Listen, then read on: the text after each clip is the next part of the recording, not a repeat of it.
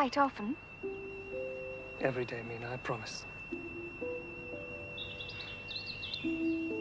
I promise to study my shorthand so that I shall be able to do your letters when we're married.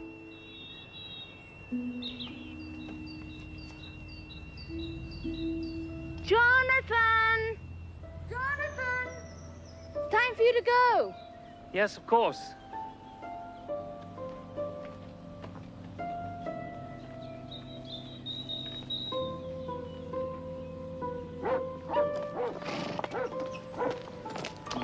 Oh, Jonathan, I do wish Bohemia wasn't so far away. Now, Lucy, you'll only upset your sister. But you don't know 2 words of the language. No, but one can tell from the Count's letters that he has a good command of English.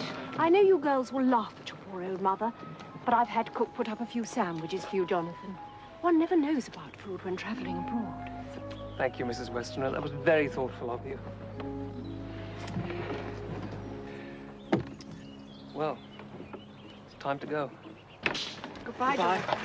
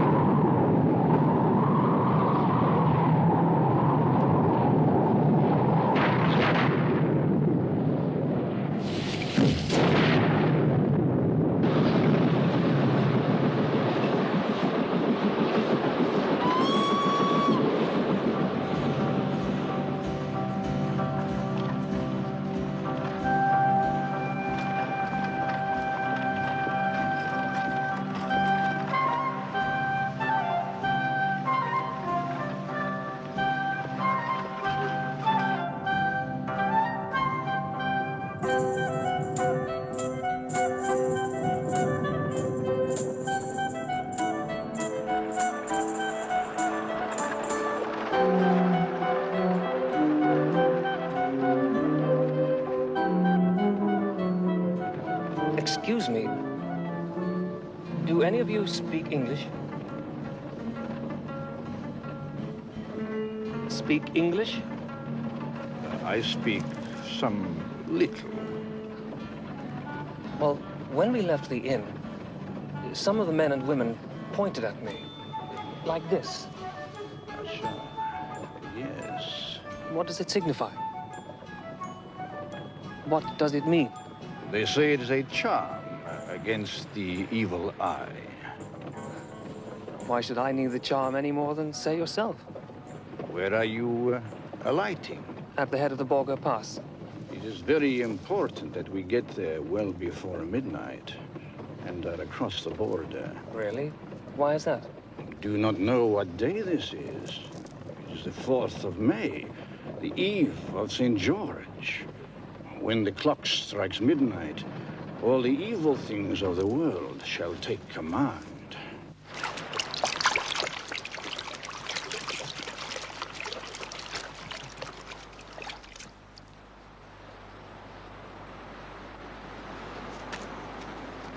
Concede quaesmus omnipotens Deus, o protectiones tuis gratiae corrimus, liberaci a malis omnibus, serviamus securo tibimente serviamus.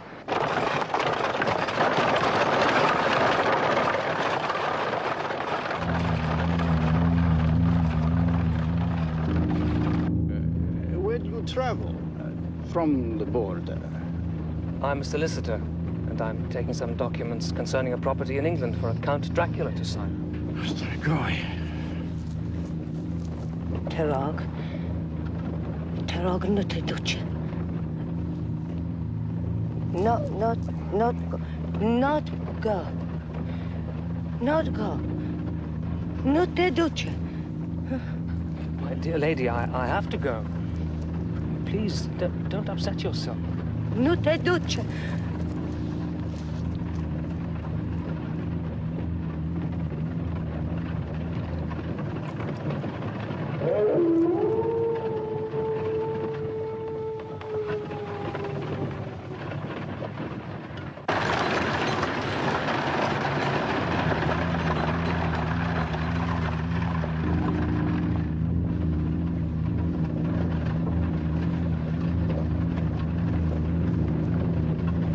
Have you, please, the correct time? It's 6:30. My repeti!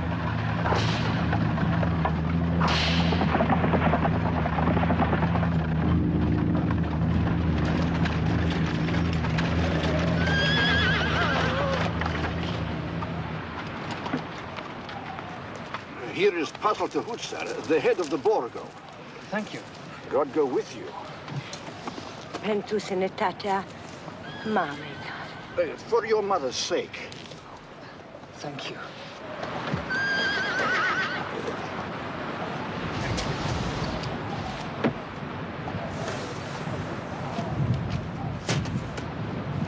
There should be a carriage waiting for me. Wait, moment, bitte. I was told there'd be a carriage waiting for me. I'm sorry, we cannot delay. We cannot. But you can't leave me here in the middle of nowhere!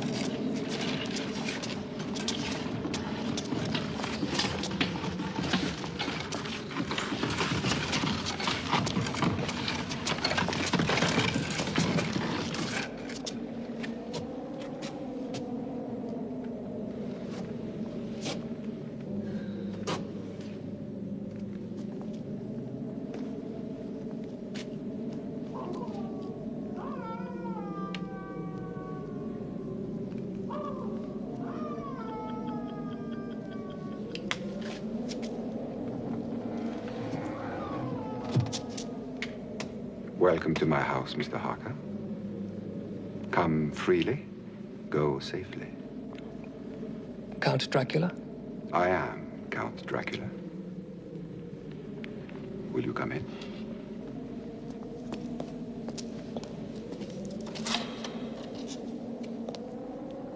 And please, leave here some of the happiness you bring.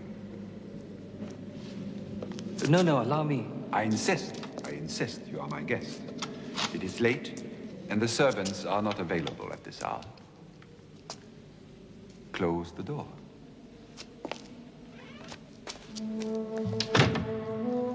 Follow me. Thank you.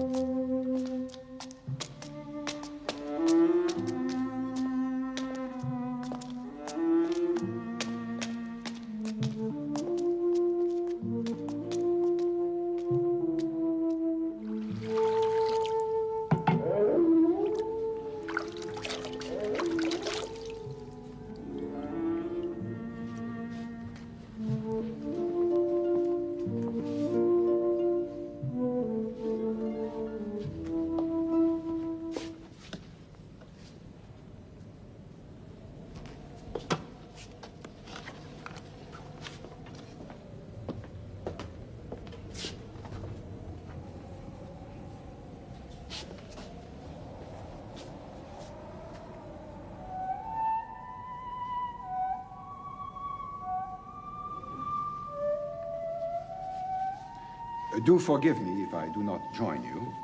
I have already dined. You will please help yourself to whatever you wish.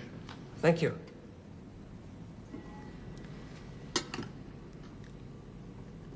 Some Tokai, perhaps?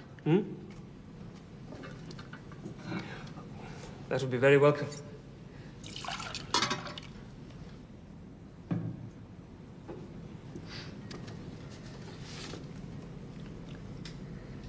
Excuse my asking, but these plates, are they solid gold?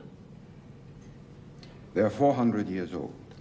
We boyards are more aware of what they say to us of our past than of their value or utility.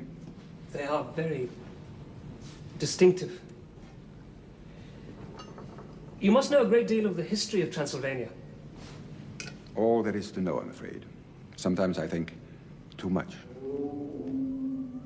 Listen to them. The children of the night. What music they make. Well, Mr. Harker, tell me about this house in England, which has been purchased for me. What is the name of it? Carfax. Carfax. What is the origin of the word? Well, it is an old house in a district of London known as Purfleet, near the River Thames. It's four-sided, and each corner follows a point of the compass. The name, then, is possibly a corruption of the French quatre faces, 4 faces. That's absolutely correct, Count. And how did Mr. Hawkins come to hear of it? My fiancée's sister knows a doctor in the area. You are engaged to be married. Yes, sir. And does your fiancée live in London? Yes, with her family. But they always go away for the summer. Of course, the English custom, to a spa or watering place. They go to Whitby on the Yorkshire coast. Well, sir, your house is very near the sanatorium that this doctor runs. Dr. Seward. The house is old, I'm glad. A house cannot be made habitable in a day. And after all, how few days go to make up a century. Mr. Hawkins thinks highly of you. That's very kind of Mr. Hawkins. And adds, Mr. Harker shall be ready to attend on you during his stay when you will, and to take your instructions in all matters. I think you will find everything in order.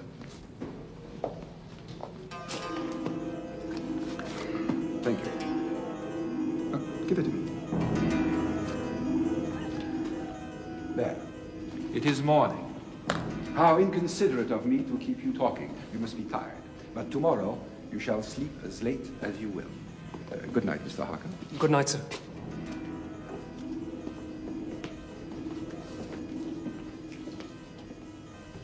Oh, Mr. Harker? Sir? You may go anywhere you wish in the castle. However, the doors of certain rooms are locked. It stands to reason that you will not be able to enter these rooms and should not try. They have been locked for generations, and only the masters of the house have known why. Respect this tradition, please. Thank you.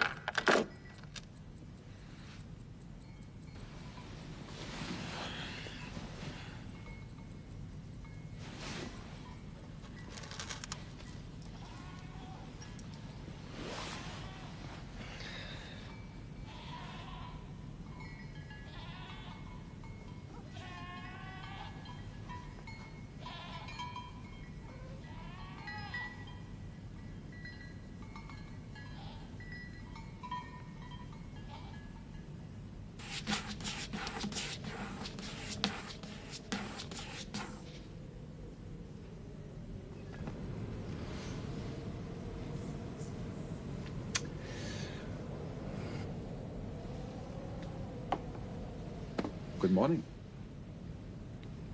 Or rather, good evening.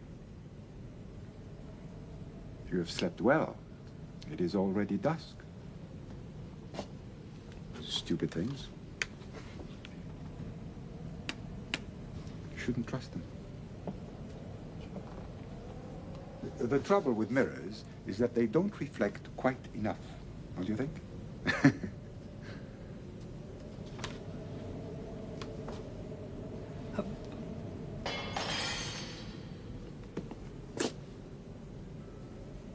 You've cut yourself.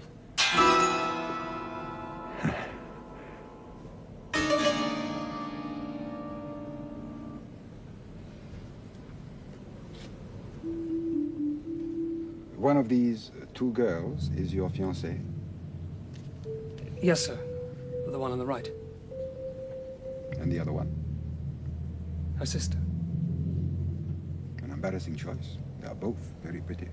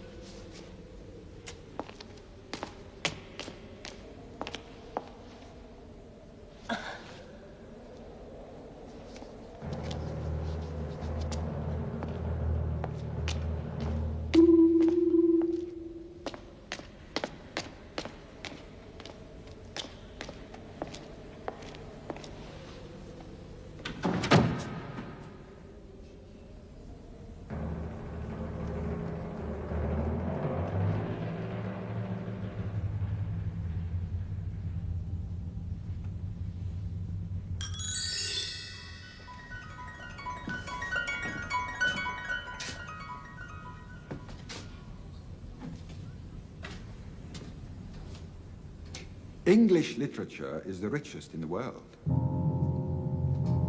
But then, of course, I'm partial. I have a passion for the English language. I would wish to speak it faultlessly, perfectly. But you almost do, Count. This almost is disheartening. You shall remain here for a while so that I may learn from you and shatter this almost irrevocably. Please correct the slightest error in my speech. However small, please correct it. Frankly, sir, I was hoping to return to London as soon as you've signed the lease of the House of Purfleet. No, you must remain here for a month at the very least. A month? Do you really wish me to stay so long? Only my needs are to be consulted. Remember the instructions of your employer. Look upon it as a little holiday. I understand, sir. You will write to Mr. Hawkins and your fiancée, should you so wish. Or have you already done so? No, sir, I could find no writing paper in my room. Oh, there is some writing paper here on the desk. Please, sit down.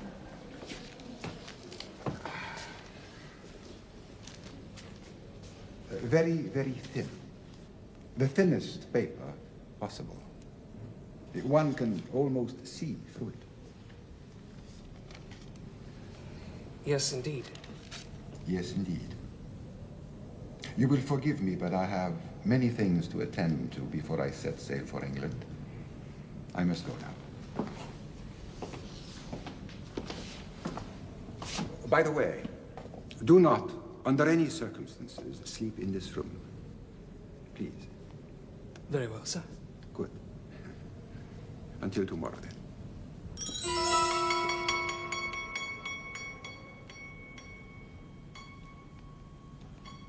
Whitby.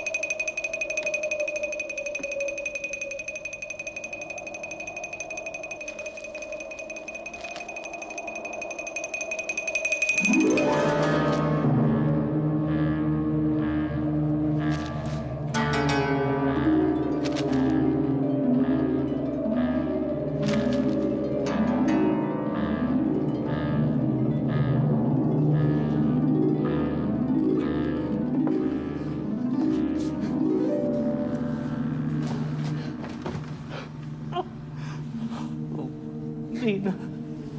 Mina.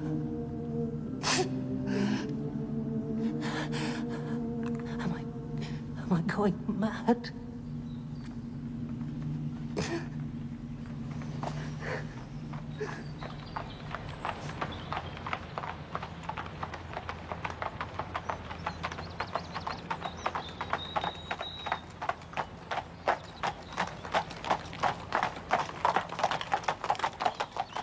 I don't understand it, Mr. Hawkins. It's so unlike Jonathan. Everything is going very well. I am very well. Nothing about his journey or what happened, nothing. Much the same story in mine, my dear. And I must say, I find it very surprising that he needs to stay a month. A month? Oh, no. The Count has requested me to remain 1 month. And as it's your wish that I should do everything to accommodate him, I have naturally agreed. Oh, what are we going to do? Well, if I hear anything more, I'll certainly let you know. Oh, yes, yes, of course. Oh, we shall be going to our house in Whitley for the summer at the end of the week.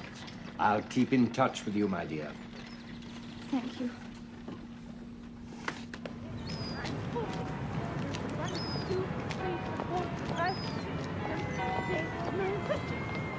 I've got to stop. Hold on.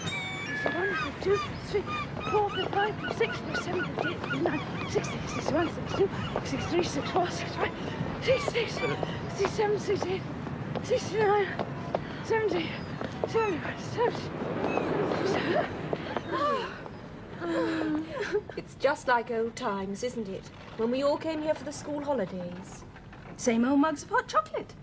Well, darling, it was one of the few things that stopped you walking in your sleep. I haven't done that for a long time. No. We just got into the habit of drinking hot chocolate. And you must get into the habit of going to bed earlier, Mummy. You know what Dr. Seward said? Oh, doctors. All the same, I think I shall turn in.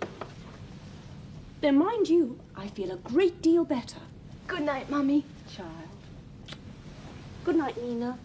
Good night, Mummy.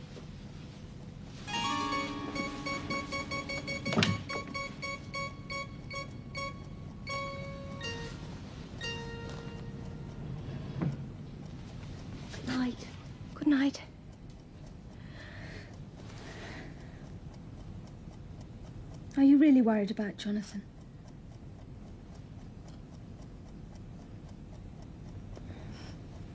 Wouldn't you be? Poor Mina. You're so much in love. And you really don't understand men at all. You do, I suppose. Well, I've been longing to tell you. I've had 2 proposals of marriage. I know about Dr. Seward. It's called Quincy. Quincy? Quincy P. Elmwood. He's a very handsome American boy from Texas. And he's something high up in the embassy in London. Where did you meet him? Oh, well, that's the embarrassing bit. John Seward introduced us. Lucy. Which one are you going to marry? I'm really not quite sure. Oh, why can't a woman marry 2 men? Or at least as many as want her. Save all this trouble. Oh, you really are impossible.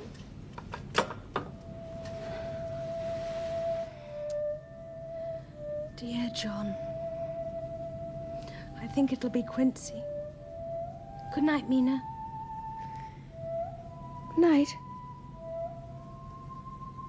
And I shouldn't worry about Jonathan. If I know anything about men, he'll be having a lovely time with that Count of his. What with deeds and torts and searches, all washed down with local wine. It's not Jonathan's style at all. I was only joking. Good night, darling. Night.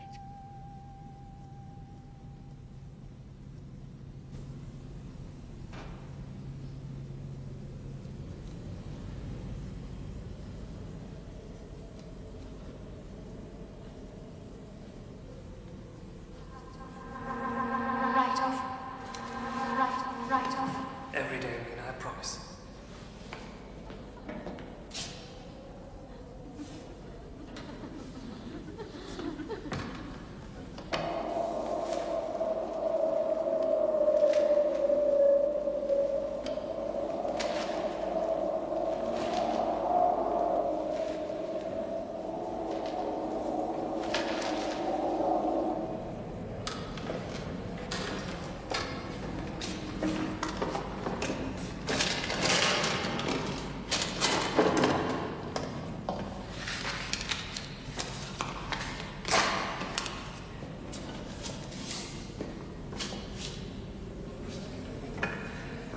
I promise to study my shorthand. Every day, I promise. Oh, my dearest, how I hate to go. Just a moment's notice. Every day.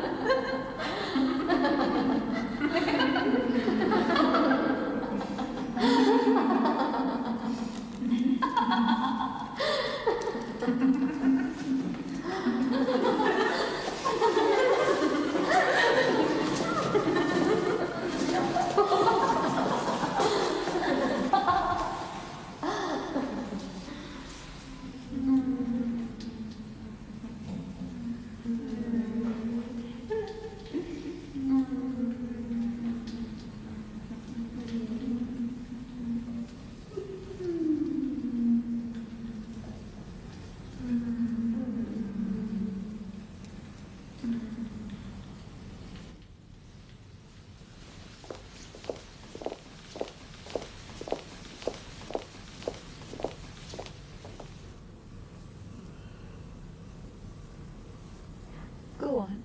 You can go first. Me? First? Oui, you have the right.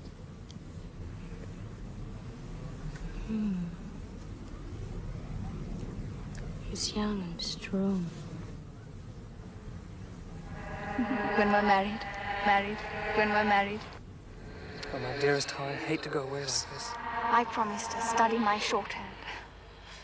So that I'll be able to do your letters when we're married. Married. When we're married, you'll write often. Every day, Mina, I promise. You'll write often. Write often. You'll write often.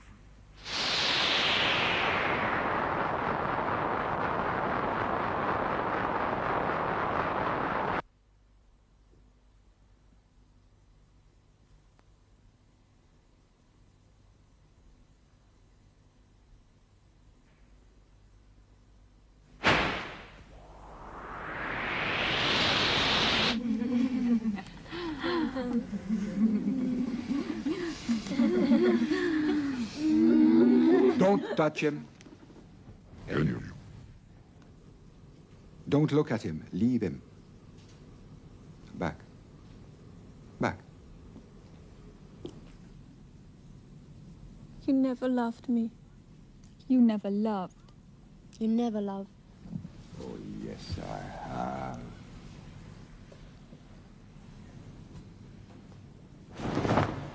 Come.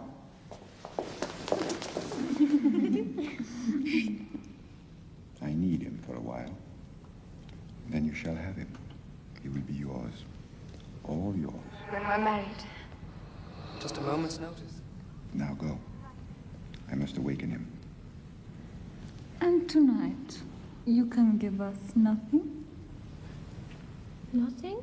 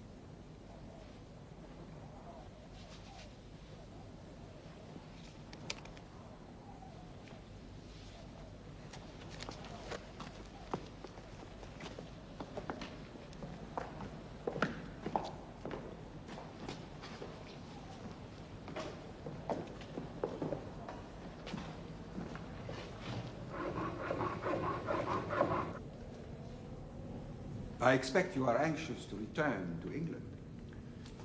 I should like to start back soon, it's true. Very well. Write a letter to your friends saying that you have already left the castle and have arrived at Bistritz, where you are awaiting the weekly express. May I ask with what object, sir? The posts are few and uncertain. Writing now will ease the minds of Mr. Hawkins and your fiancée. Count Dracula. Yes? I've been struck by a curious fact. Yes? I've not seen a single servant since I've been here. Yet my meals are served, my bed is made. Tell me, are we alone in the castle? Alone? How could one be alone in this castle? In its most remote corners, the past, the living past, is present, surrounding us. That does not answer my question, sir. I've been here for 3 weeks and have not once stepped outside the castle. I would gladly have shown you the countryside if you had expressed the wish to do so. When would we have gone? In the dead of night? I've never set eyes on you during the day. I have a large estate to manage. Nor have I seen you eat. I eat alone. And who would have driven the coach? My driver? You are lying, Count Dracula. You are losing your temper, Mr. Harker. Who took me back to my room last night? Back to your room? What do you mean? I slept by mistake in the library. I witnessed a nightmare and woke up in my bed. How did I get there? Now, am I to be held responsible for a vivid imagination? Now you tell me to write a letter saying that I've already left the castle. Why? You're keeping me here against my will. Why? To improve my English, Mr. Harker, as you very well know. But if you wish to go, by the time you pack your portmanteau, my driver will be waiting for you to take you wherever you wish.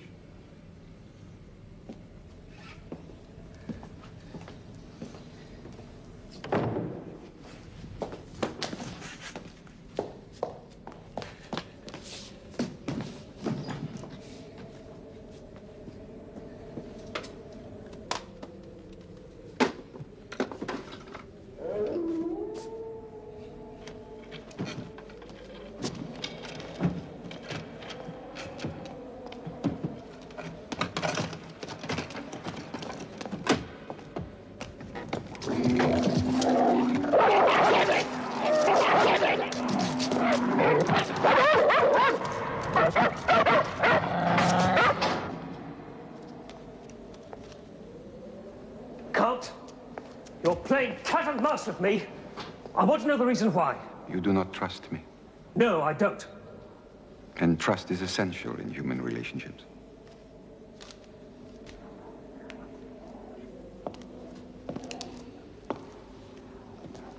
Oh, two Slovaks have given me this. It is full of strange hieroglyphics. Have a look at it. It might amuse you.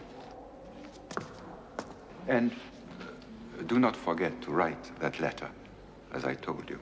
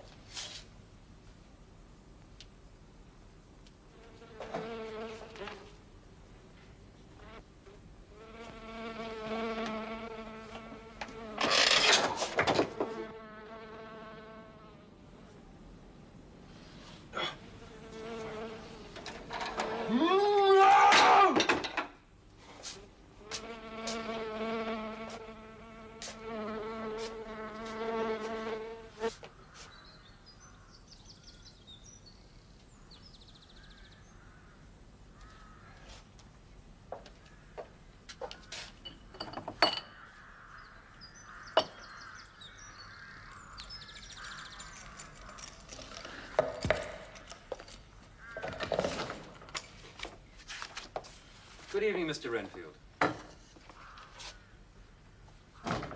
Ah, yes. Doctor. Do come in.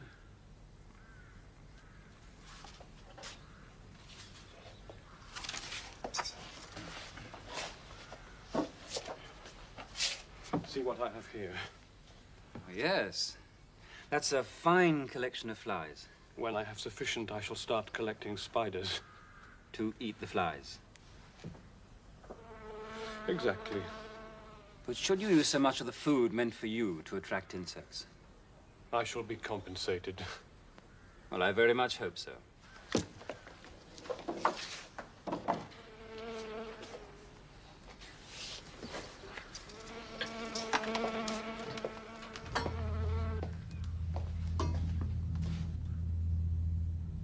Master, Master, are you coming soon?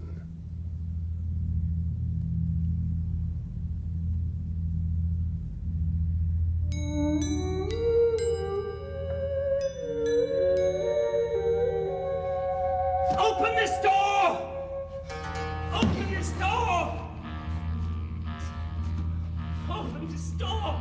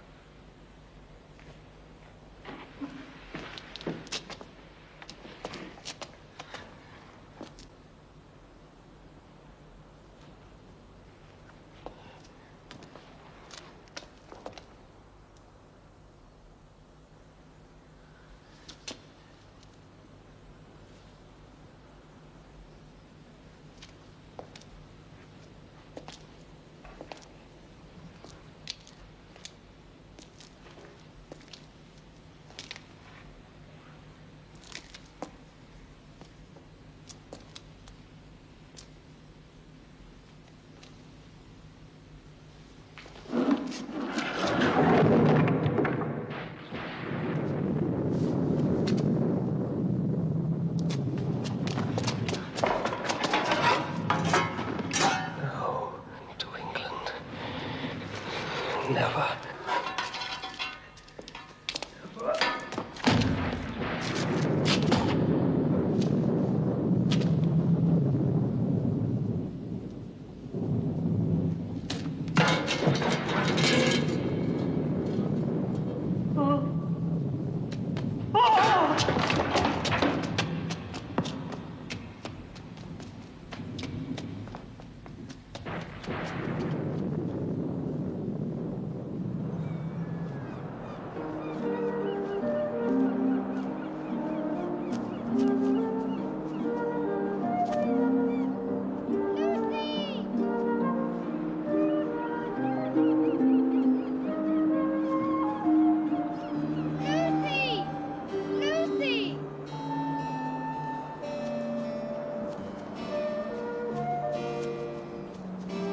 Perhaps we should be getting back now, Lucy.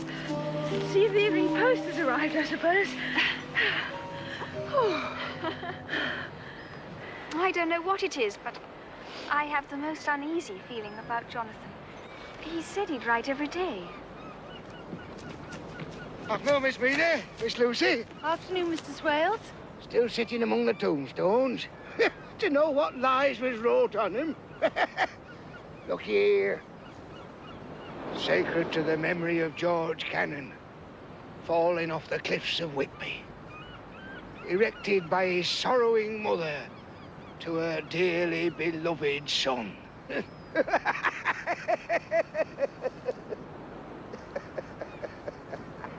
Really, Mr. Swales, I don't see anything funny in that. Of course you don't. Because you don't know. You don't know his mother was Hellcat who hated him because he was unsprack. Young Cannon committed suicide rather than she get an insurance she put on his life. He stood on the edge of this cliff and he blew his brains out. So of course he fell over. Now there's a dangerous sight for you. Dangerous? The sky. There's a wind coming up. Them clouds. I've seen it all afore. There's a storm coming up over the horizon. I've seen it afore. I'd best get home and put up my shutters. My service to you, ladies. Funny old man. Scary in a way. Oh, I don't think so, darling. Just eccentric. He needs to have an audience. Perhaps he's right. Look at that cloud.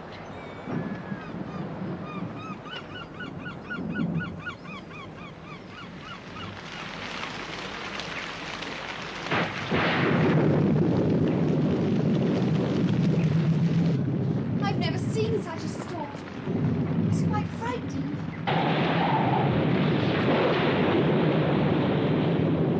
I love lightning. I always think something exciting's going to happen. Oh, look! What? I thought I saw a ship. Wait. Quite close to the rocks. Wait. There! Oh, yes, I saw it. It's heading straight for the rocks. Oh, how terrible!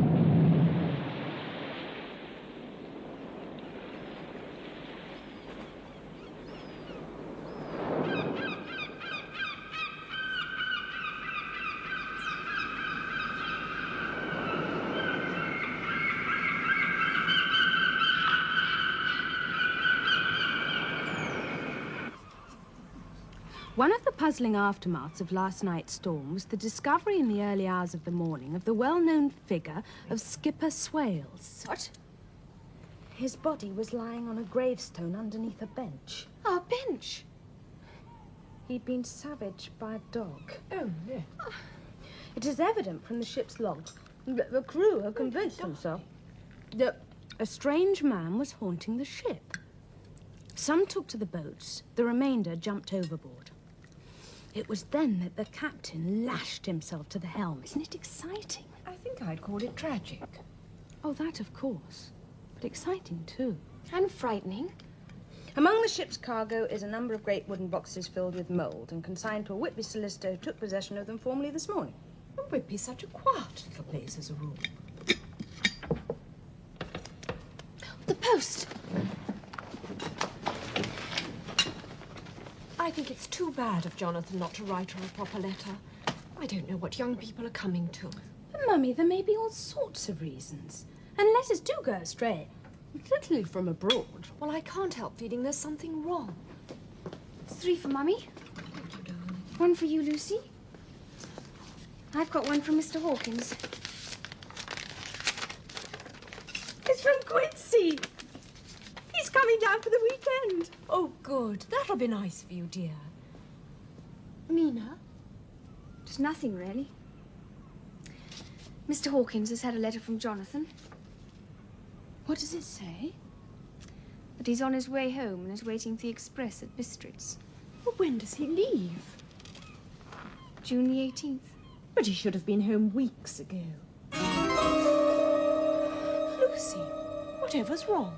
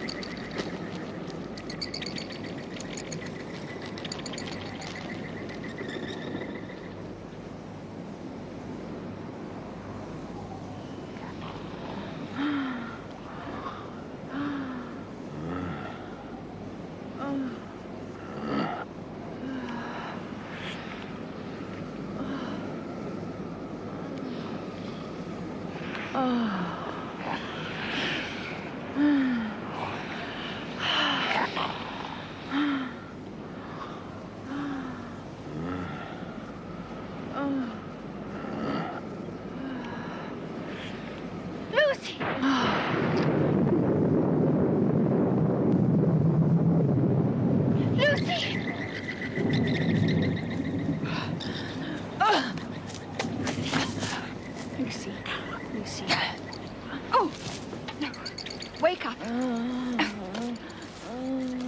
Wake up now, Lucy. Wake up.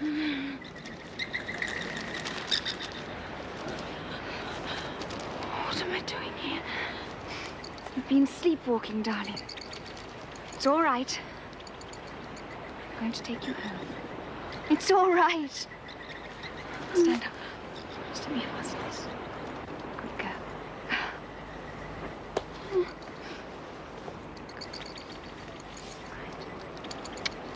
Come on, Lucy.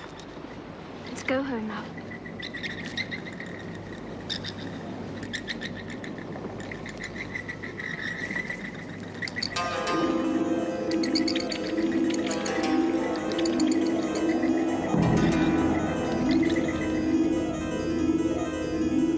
I'll soon be warm now.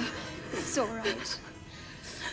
Mina, please, you must promise. Oh, Lucy, don't you think that... No, no. Please. You know Mum is ill. It would only worry her. Don't tell her. Very well, dearest. I promise. Come on, let's get you to bed properly now. Take off your shawl. Oh, you're cold. Oh, dear, how careless of me. What is it? Oh, when I fastened the brooch, I must have pricked you. Oh, I didn't feel anything.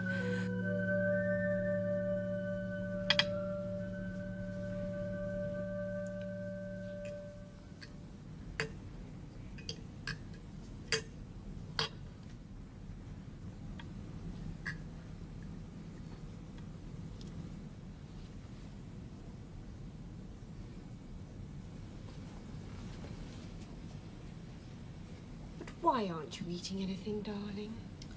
Oh, don't fuss, Mother. But you look so pale. Doesn't she look pale, Quincy? Mm-hmm. She sure does. Well, to tell you the truth, I do have rather a headache. It must be the excitement of seeing Quincy again.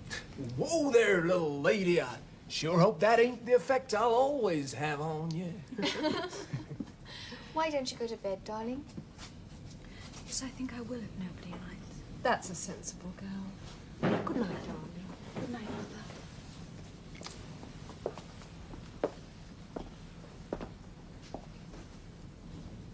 Well, good night, sweetheart. I sure hope you feel better in the morning. I'm sure I will. Tomorrow we'll go sailing. And we'll have a lovely time. Sure. Good night.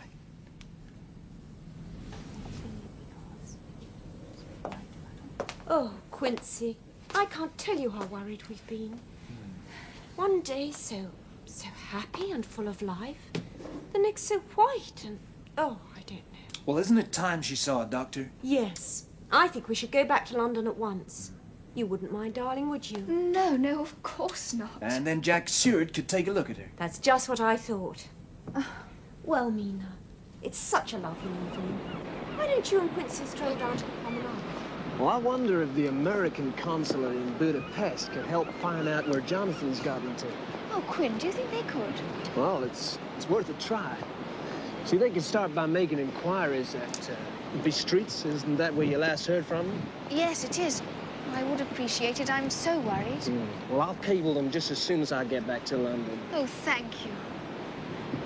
Oh, shall we go back now? Well, I guess it is turning a bit blowy. Let's go. Yes.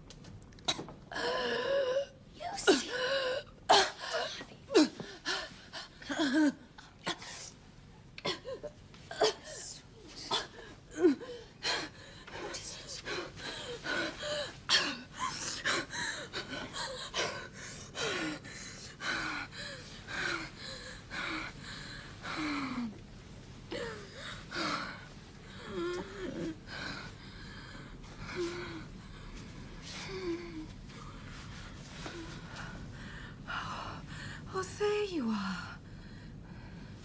Yes. Yes, dearest. I must have been dreaming. Yes, darling. Tell me about it in the morning. I shan't remember it in the morning. There was something tall with dark red eyes, and there was something sweet in the air, and yet very bitter. And then my soul seemed to go out of my body and float about the room. And then you came and tucked me up in bed. But I saw you do it before I felt it. Isn't that funny? Did Quinn come into your dream? Quinn? Quinn? Quincy, Lucy. The man you're going to marry. Quincy? Oh, no. I don't think it was Quincy.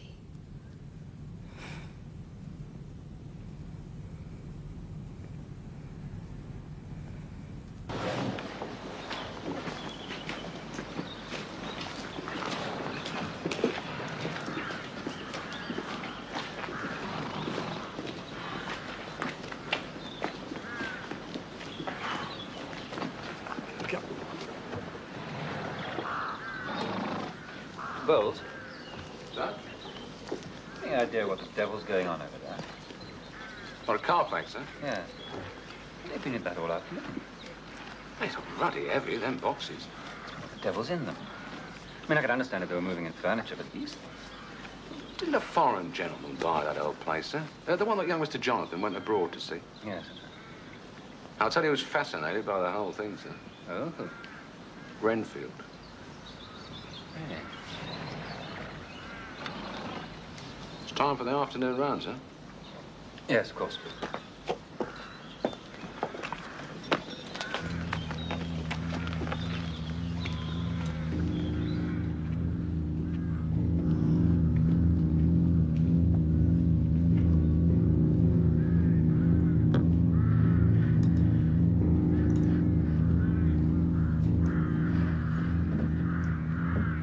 If a bird eats 50 spiders, and every spider eats 50 flies, and each fly is a life, how many lives has that bird?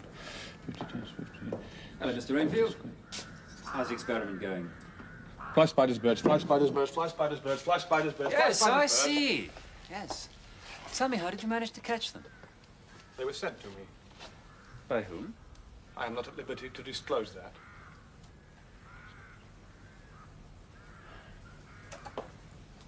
Well, I see the spiders have managed to get rid of most of the flies. Naturally. Dr. Seward. Yes? May I have a kitten?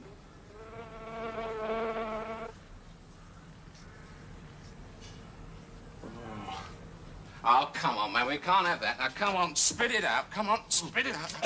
Why? It is very wholesome. It is full of rich, strong life. It will give life to me. Leave him, Bowles. Leave him.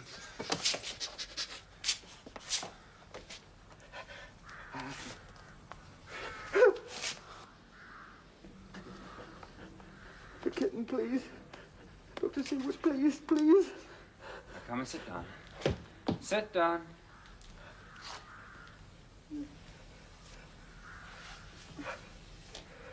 Well, I don't think it's advisable, Mr. Renfield. Not just at the moment. Now, Mr. Renfield. Mr. Renfield. I'm going to give you an opiate. I hope you'll drink it. Of course I will, Doctor. I know you are my friend. I will do whatever you tell me. Thank you. Bowles will bring it along shortly.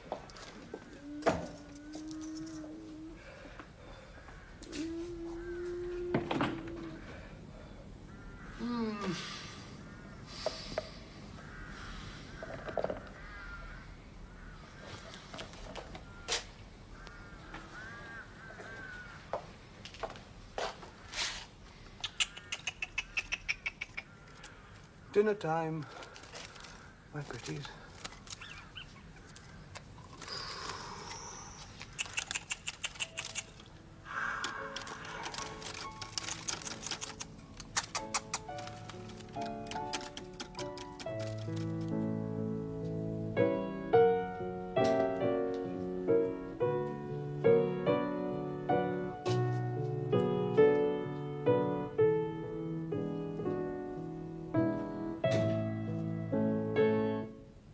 Mr. Hawkins, you're smiling.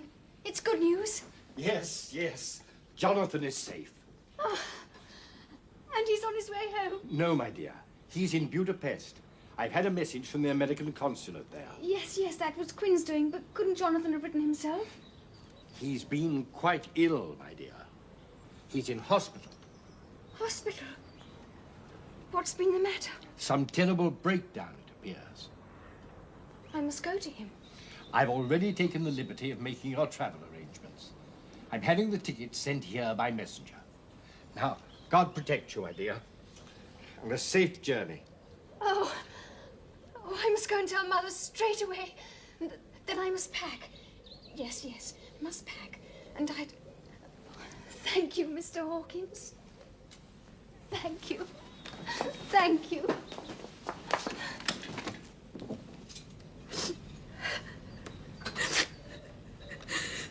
I hear that Mina's found her long-lost Jonathan. But now, nearly finished. Look up for me. Up at the ceiling. Uh-huh. Now your hand.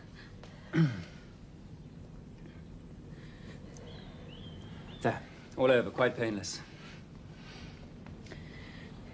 Is there anything really wrong with me, John? Not so far as I can make out. There are none of the usual symptoms of anemia. Will you tell Mother and Quincy that? They're so worried. Yes, I certainly shall. And thank you. Thank you for coming all this way.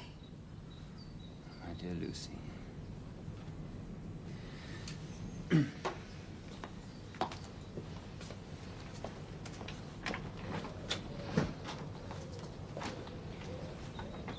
You don't know how glad I always am to see you. Good night, John. I'm going to seek a second opinion. But why, Jack? We all have complete faith in you. Oh, thank you, Quincy, but there are certain illnesses which lie outside my province. Who do you suggest? I think I can persuade my old professor to come over from Amsterdam. Not only is he a good friend, he's also a brilliant diagnostician and a specialist in obscure diseases. Good. Goodbye, Mrs. Westerner. Goodbye, John. Please, don't worry. Goodbye, Quincy. Bye, Jack. The post office, please, quickly.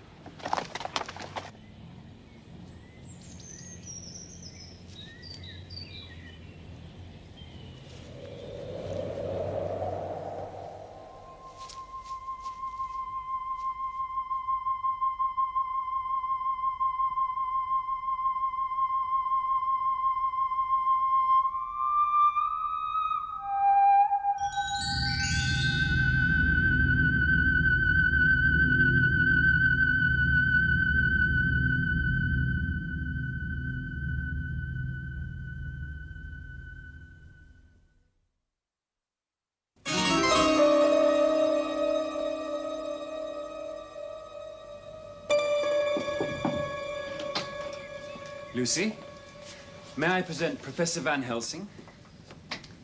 May I say how honored I am at meeting a young miss who is loved by so many people. Thank you. And this is Mr. Homewood.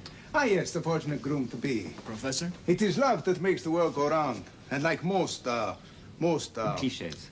It is true. One thing strikes me very forcibly. There are less smuts in London than when I was here last. Oh, Oh, Professor, you make me feel better already. You see? A terrible Dr. Seward. He says you're ghastly pale. How can he know anything of young ladies? Oh, you mustn't be unkind about dear John. No, you're quite right, Miss Wetzner, for he is kind to give me shelter in his asylum. But you see, the young do not unburden themselves to the young. But to me, who is old, I see many sorrows. The young ladies talk. Lucy, I feel it is my duty to warn you against the blandishments of Professor Van Helsing. Mrs. Wetzner, may I plead with you to take these two young men downstairs, offer them a glass of sherry wine, perhaps? Yes, of course. Come along, you two. Young Miss Lucy and I want to have a friendly chat, do we not? Yes, Professor. Good. So, we pass over the facts that we know. No functional causes, no history of anemia, and so on and so forth. But of course there is a cause for everything. For instance, I notice you keep putting your hand to your throat. No? Why do you do that? And why do you wear that velvet band around it? It's the fashion, Professor. And the buckle was given to me by Quincy. He must be happy when you wear it. Yes, he is. But since he's not here at the moment, you may take it off. Of course. You should not hide so lovely a neck. Those marks were caused by my sister this summer at Whitby, when she pinned a shawl around me. How long ago was that? Just a few weeks ago. Did it hurt? No. Has it hurt since? No, it hasn't. How did it come to pass that your sister was spinning a shawl around you? It was chilly. And? I was walking in my sleep. I see. Oh, well, that accounts for that. And when you sleep, do you have dreams? Oh, yes. And at the time, they frightened me. But in the morning, I can't remember anything. Do you think you could be worried about your forthcoming marriage?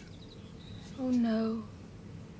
I love Quincy very much. Good. Now, one last thing. Will you allow me the liberty of examining your teeth and throat? Of course. Good. Now. Good.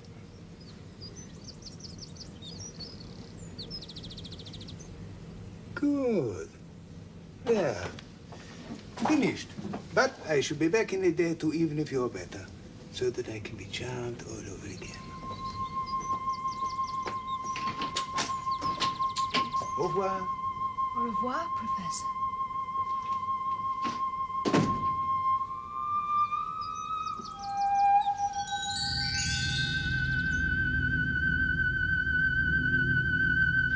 Would you like a drink? No, thank you, no. After a single examination, I do not wish to diagnose, but there is some memory stirring in my old brain. When we return to your asylum, John, we will telegraph Amsterdam for certain of my books, then we shall solve the mystery.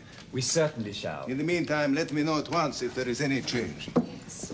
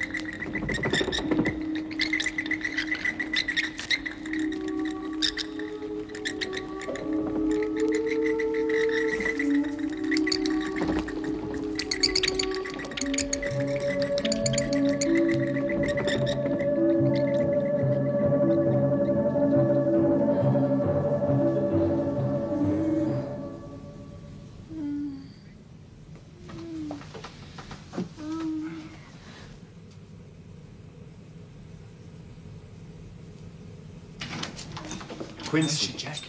She must have a transfusion of blood. Oh, then I shall give it. I'll give the last drop of my blood for Lucy. I do not ask as much as that, but yes, let us prepare. Cut off, sleeve roller. Now, little lady, here is your medicine. See, I lift you so that you may swallow easy. Come now. Drink up like a good child.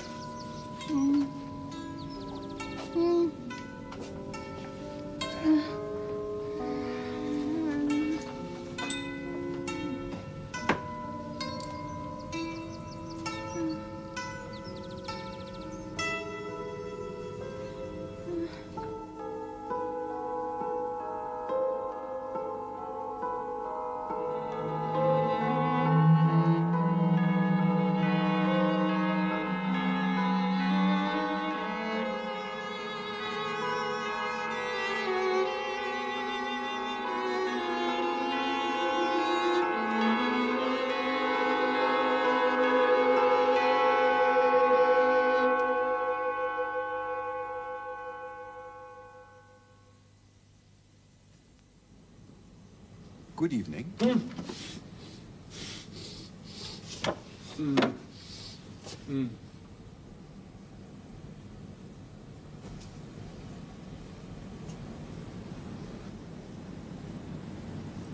Master.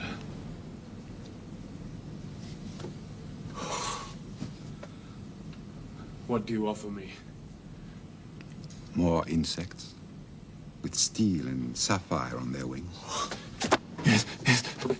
Moths with skull and crossbones on their backs. Oh, yes, yes. Blood. Blood. Yes. Life. Years of life. Yes, yes. Lord and Master, give me eternal life. Ooh. Ooh.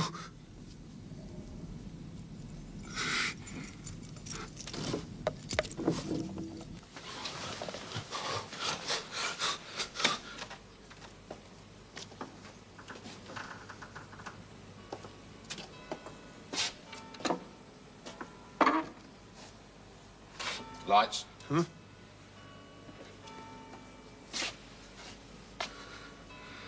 Where's the doctor?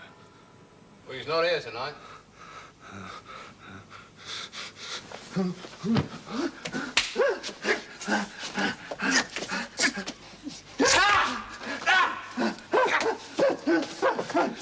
One more! One more! Fetch a straight waistcoat! Fetch a bandage, it's cut my wrist! Blood is the life, the blood is the life. The blood is the life, the blood is the life, the blood is the life, the blood is the life. I shall live forever, I shall live forever. I shall live forever, I shall live forever.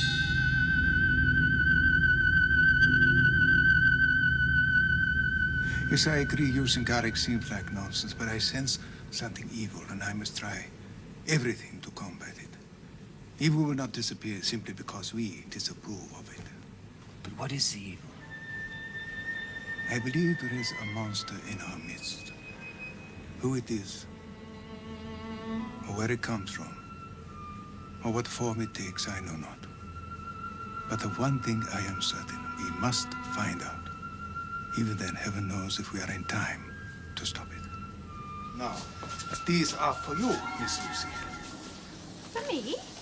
Yes, but they are not for you to play with. They are medicine. Oh, do I have to eat them? Oh, no. Do not make a face. They're not for you to take in a decoction. This pretty little necklace, for instance, is for you to wear around your neck to help you to sleep. Like the lotus flower. It will make your troubles forgotten. Professor, you must be putting a joke on me. These flowers are nothing but common garlic. I do not joke. There is purpose in all I do, and I must warn you, do not thwart me. Take care for the sake of others, if not for yourself. I'm sorry. Oh, my dear little Miss Lucy, please forgive me. There may be much virtue in so common a flower. Now, good, John. Now we take some more.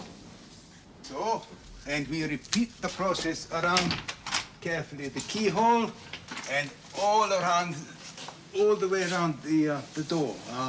Jam. Jam, really? Very well. The jam of the door. Right, so. Is it? Is it what, Miss Lucy? Is it some sort of spell? A spell, yes, perhaps. Perhaps it is no more than that. Oh, and take care not to disturb your pretty little necklace, eh? And even if the room feels very close, do not on any account open the window or the door once you have finally retired for the night. You understand? Promise. Good. Have you finished, John? I think so. Good. Under here? Oh, no. I don't think we should say anything to Lucy's mother about what we've been doing.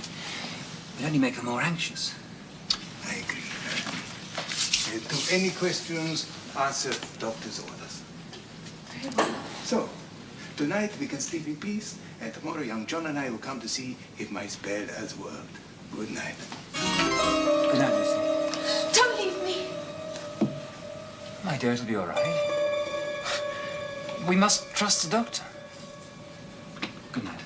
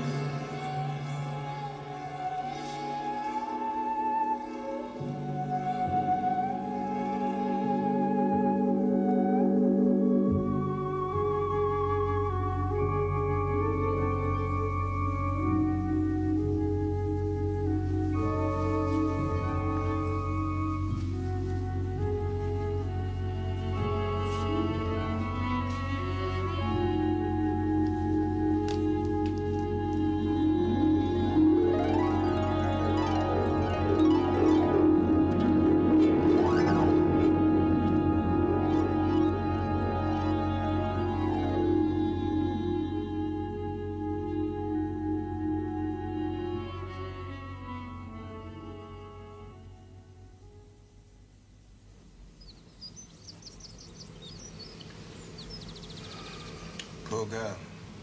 The struggle is proving too much for her. Yes. I wish she hadn't insisted on going to the funeral. It upset her. What could have happened that made Mrs. Westmore die of shock? We shall probably never know. John, look. What? Her throat. What are those marks that have been there for nearly a month? Good God, they're completely gone. Overnight?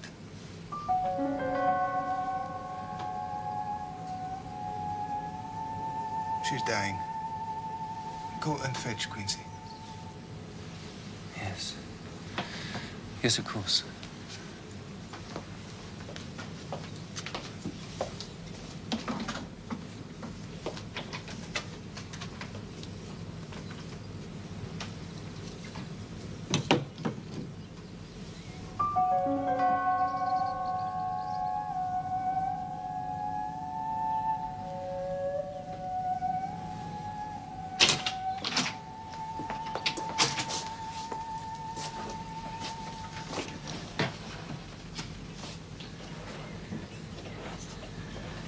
Oh, Quincy, my love, I'm so glad you've come. No, no, no. Hold her by the hand. It will comfort her more. I've been to see the house again, sweetheart. It's gonna be all ready to move into right after our honeymoon.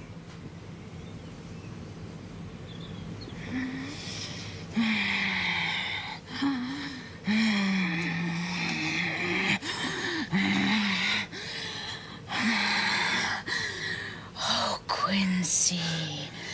Oh, Quincy, my love. I'm so glad you've come. Kiss me. Not on your life! What the hell, Quincy?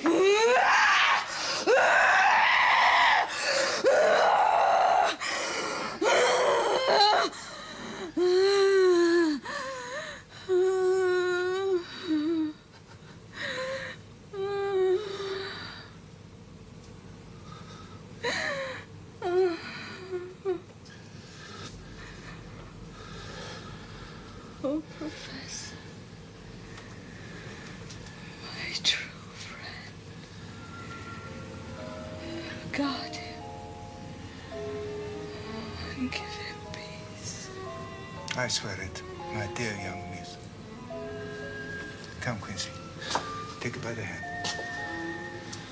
And kiss her on the forehead, but only once.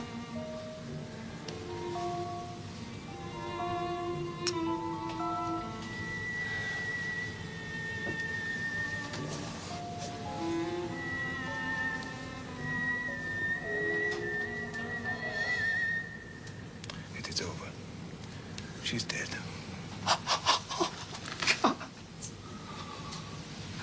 Why? Why? Oh, Quincy. Come, Quincy. Look at her. Now look at her well. She doesn't look sick anymore. God is merciful. She's at peace. It is the end. Not so, alas. It is only the beginning.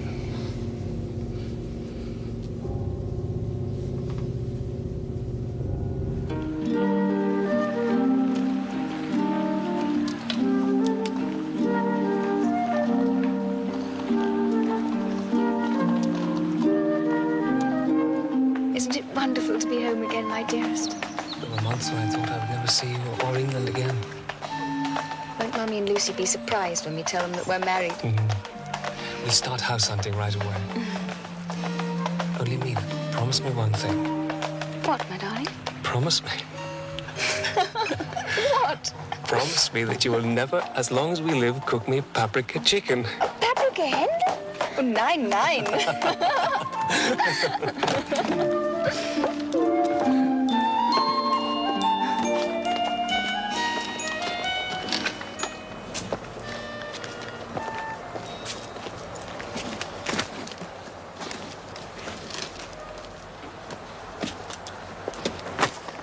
Now, my good man, what do I owe you?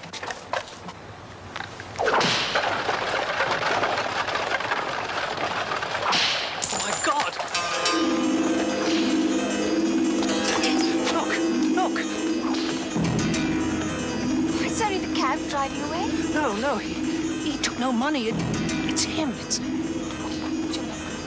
all right. Don't look anymore. But you don't understand. It was Count Dracula. Yes, darling. Let's go indoors. Oh, my God. I thought I had imagined it all.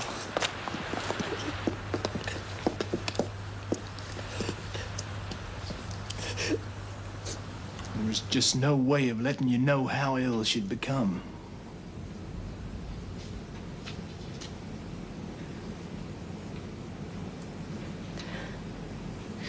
When was the funeral?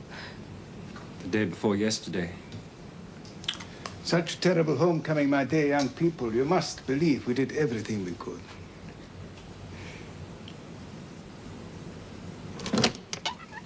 Dr. Seward and I have an assignation. We must take our leave.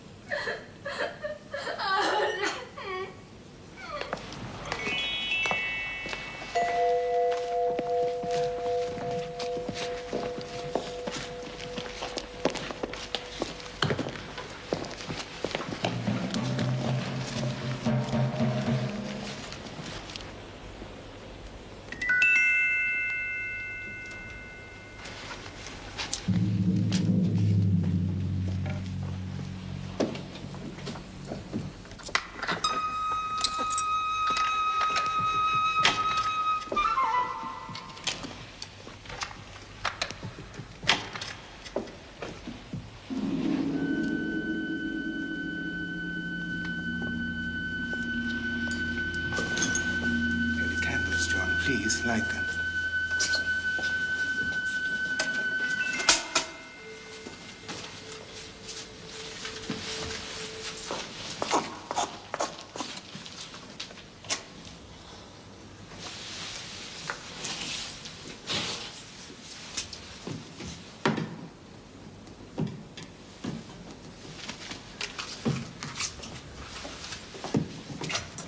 What are you doing? As you see, cut off her head. What? Mutilate her body? Why? It's monstrous. Friend John, I know you loved her, but there are certain things of which you have little knowledge. I do nothing without good cause.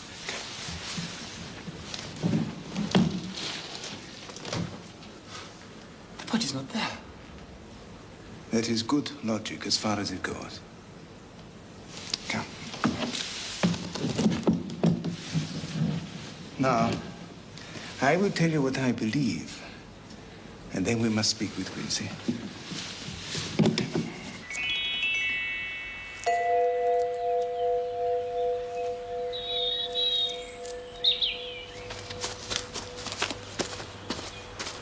Body snatchers. With the key to the vault? No. Try again, young friend. John, look. Good Lord.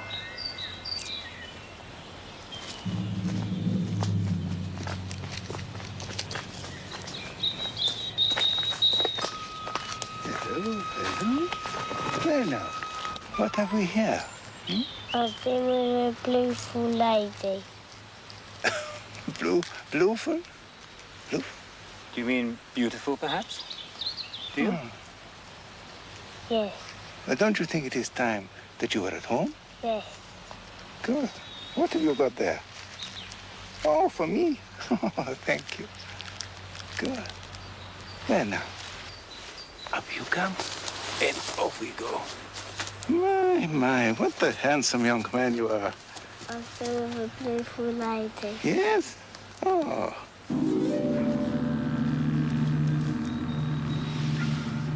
My God. Oh, my God. Oh, no. Oh, no. Not so soon. First, I must ask you, are you willing to believe what John Stewart and myself have told you? I'm sorry, Professor. I reckon I find it impossible. The wounds on the throat of that child, do they suggest nothing to you concerning the death of Miss Lucy? Are you saying that those small holes in the child's throat were made in the same way as Lucy's? Alas, no, I am not. Well, what in Pete's name are you saying? They were made by Miss Lucy. You're insane. She has already joined the ranks of the undead. The undead? The Nosferatu. The walking dead. Those who cannot die, who are cursed with immortality, who must go on age after age, adding new victims, multiplying the evils of the world. You see, Quincy, she became the prey of a vampire. She is now a vampire herself. And now, I must tell you the terrible thing I propose to do.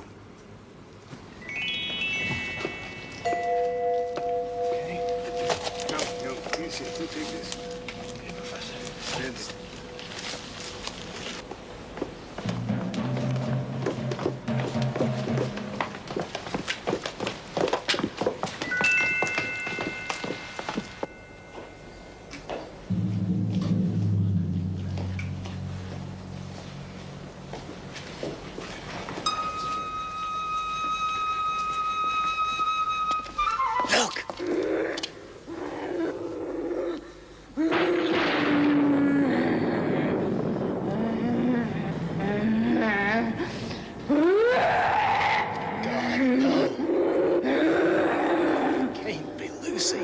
Not your Lucy, my friend, no.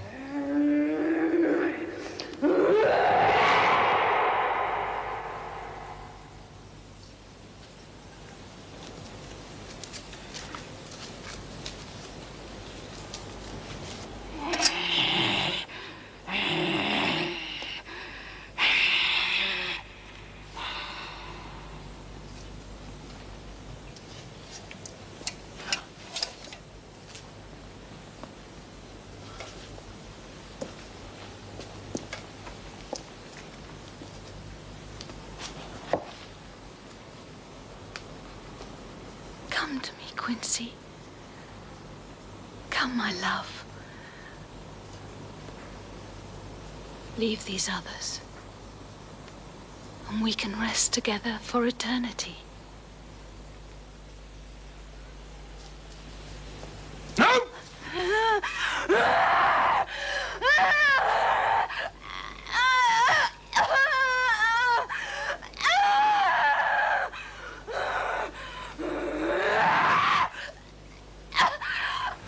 Answer me, friend, Quincy.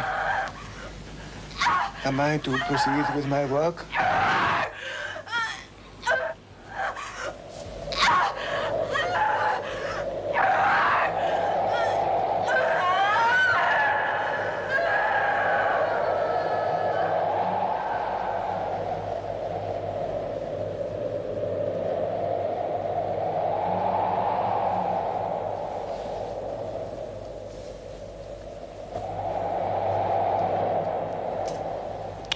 It is dawn.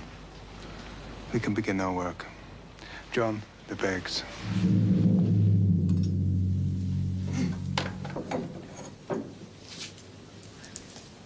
John. John, please. Thank you. Read, Quincy. When this undead lady becomes truly dead, then her soul shall again be free, and she shall take her place among the angels. So, John.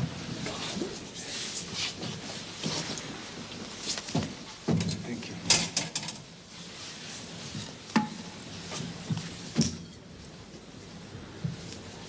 you. It will be a blessed hand that shall strike the blows. No. Brave young friend. A moment's courage, and it is done. So, place the point over the heart. So, take the stake in your left hand. Take the hammer in your right hand. And when I begin to read the prayer of the dead, strike in God's name, so that the undead shall pass away.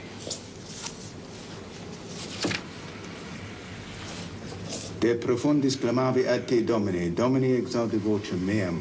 Fiantoris tui intendendis et precautionis, Domini qui tum Domine. Secure tanama me in favore. Serabit me Domine. Accato de fortuna non cum spera. Requiem aeternam dona e Domine, et lux perpetua lucia Dei. It is done. Quincy, it's all over. It's all over. Oh, all right, Jack. Good. Come, Quincy. Let me show you something. You see, no longer is she the devil's undead, but God's true dead, whose soul is with him. John, take Quincy back to the house. Give him a stiff brandy. Make him rest. I shall complete the exorcism, and we shall all meet tomorrow.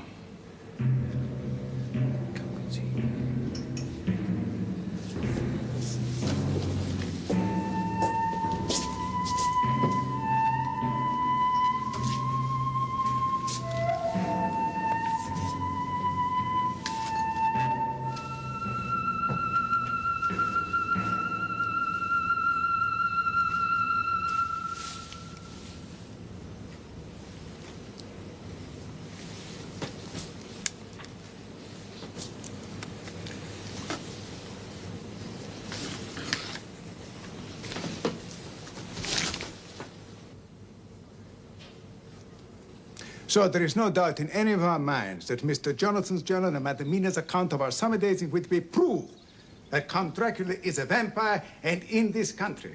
No doubt at all. Good. Your journey to Whitby, was it rewarding? I think so. I spoke to the harbour master and a local solicitor. 50 boxes of earth were brought ashore from the wreck and delivered to Carfax. I don't grasp the significance of these boxes or the earth. It is only on earth that has once been consecrated, once been, hallowed? Exactly, thank you. Earth that has once been hallowed, that the vampire can first seek sanctuary. And where does this earth come from? From the graves of Castle Dracula, from the Count's ancestors, from his children, his children's children, all hallowed grounds in the eyes of God. And we must stamp out this terrible and mysterious enemy. Do we fight? What say you? I answer for Mina and myself. Count me in, Professor. I will do whatever I can, of course.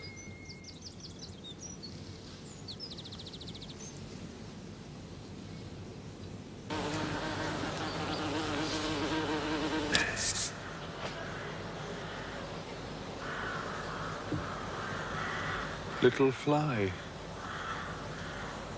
thy summer's play my thoughtless hand hath brushed away. Am not I a fly like thee? Art not thou a man like me? For I dance and drink and sing till some blind hand shall brush my wing. Mr. Renfield? Mr. Renfield, I'd like to introduce you to Mrs. Harker. Good evening. How do you do?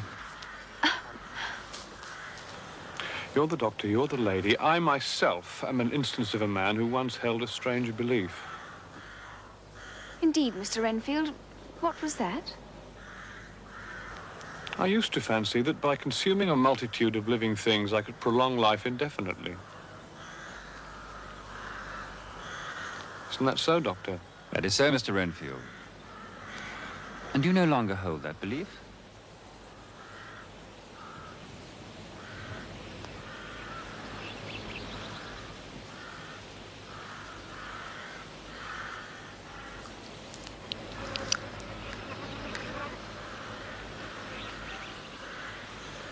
Oh, I have some advice on the subject of Madam Mina. Jonathan.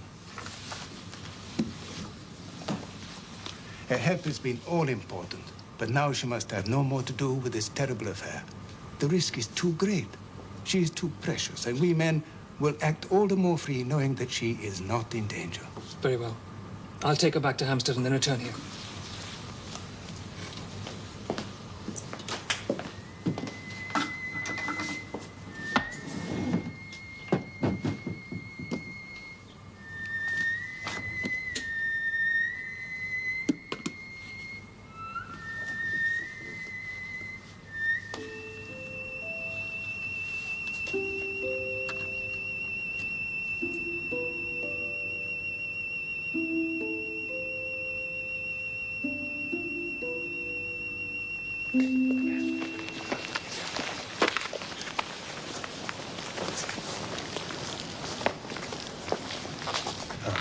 Produce the skeleton keys. Operate on this lock.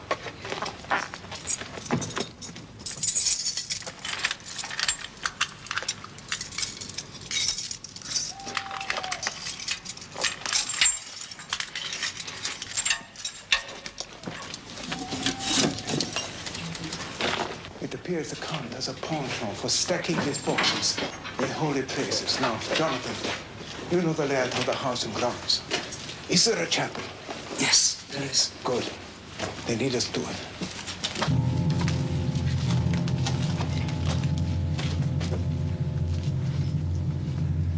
Immanus tuus, Domini.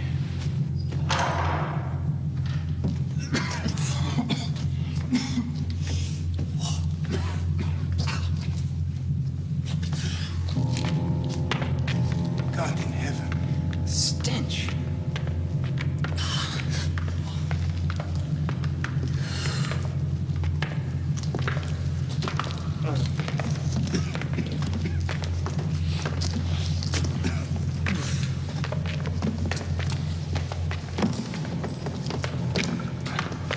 Sickening. Strike, yes. Every breath exhaled by that monster clings to the place. Look. Yes. Come, quickly. We will open the boxes one by one, and I will sterilize the earth. How, Professor? With this consecrated host, I have permission. With particles of the host, I shall sterilize the boxes, sanctify them, so that never more can he lie in them. Come, Quincy, open the bag. Just get to work, quickly.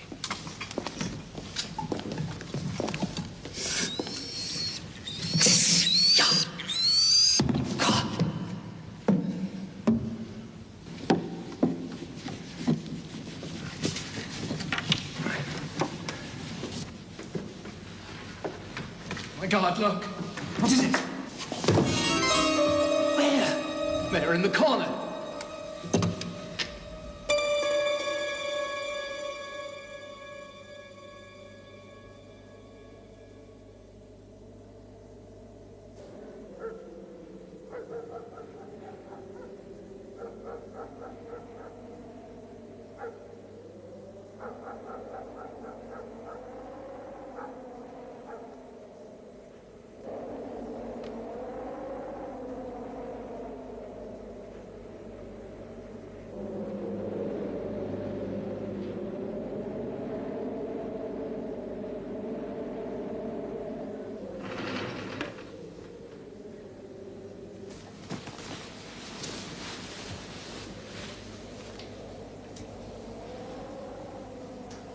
Jonathan?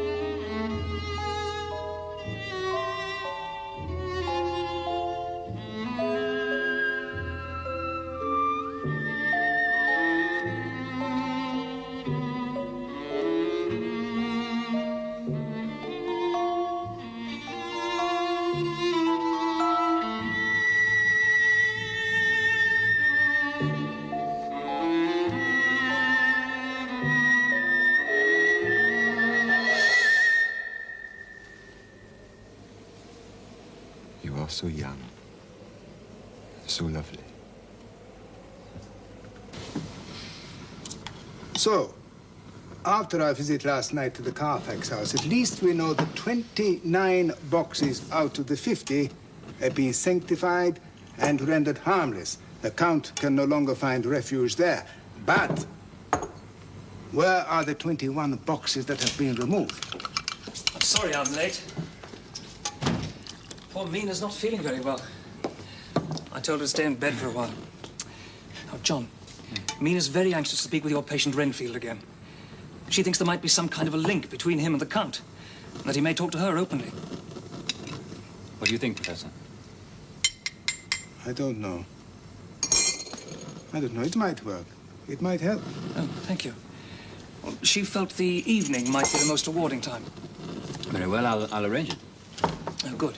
Say, listen, everybody. Got in touch with Carter Patterson now. They tell me they picked up those 21 boxes from Carfax and delivered them to an address in Mayfair. That's 21A Chesterfield Close. Mayfair. Well done, young Quincy. Well done. That should be our next port of call. And now, how about a nice cup of cocoa? Oh, thank you, Professor.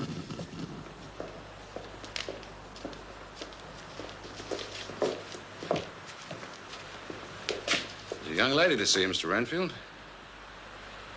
I'll be nearby when you're ready to leave, miss, if you take my meaning. Thank you.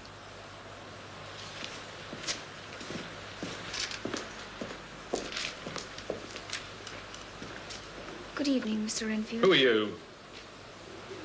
I'm Mrs. Harker. We spoke yesterday. Where? In the garden. I was with Dr. Seward.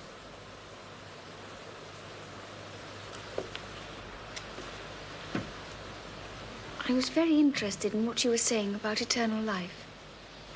You look different today. Do I? Quite different. Tell me, then, more about your theories, flies and spiders and so on. The wings of a fly are typical of the aerial powers of the psychic faculties. Yes, I can see the analogy. The ancients did well to typify the soul as a butterfly. Are you interested in souls, Mr. Renfield? Of course I'm not. Life is all I want. Doesn't each life possess a soul? What? Even a fly and the sparrow. Can one take a life without being responsible for the soul? Why do you go on about souls? I don't want to know about souls.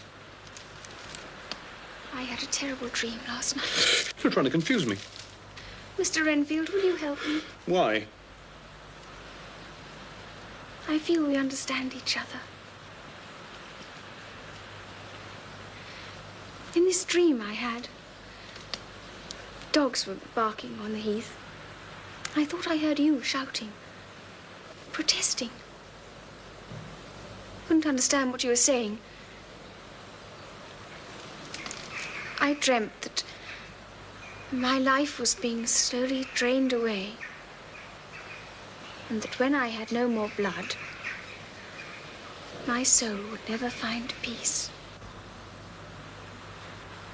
Your soul? Yes. What do you think, Mr. Renfield? That in some way I could have been so sinful that I must spend my afterlife in purgatory?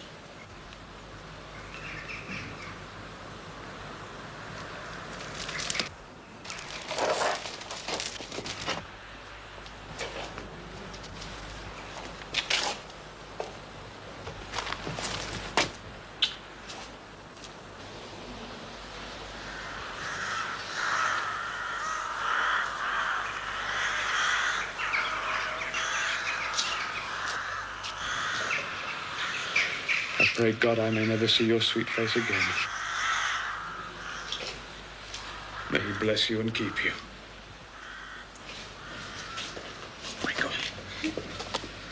Goodbye, Mr. Renfield.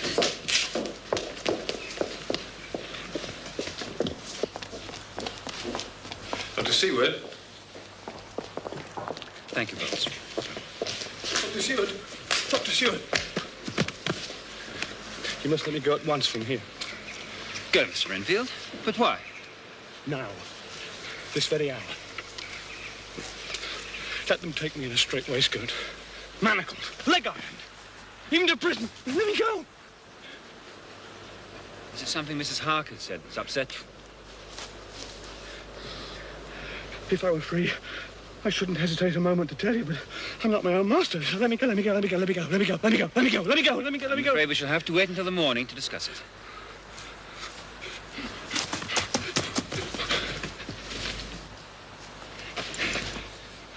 I'm not a lunatic in a mad fit. I'm a sane man, fighting for his freedom. Come, Mr. Renfield. No more of this. Come. I want you to go to your room. Try to behave more discreetly. Dr. Seward, I trust you will do me the honor to remember that when this night is out, I did what I could to convince you.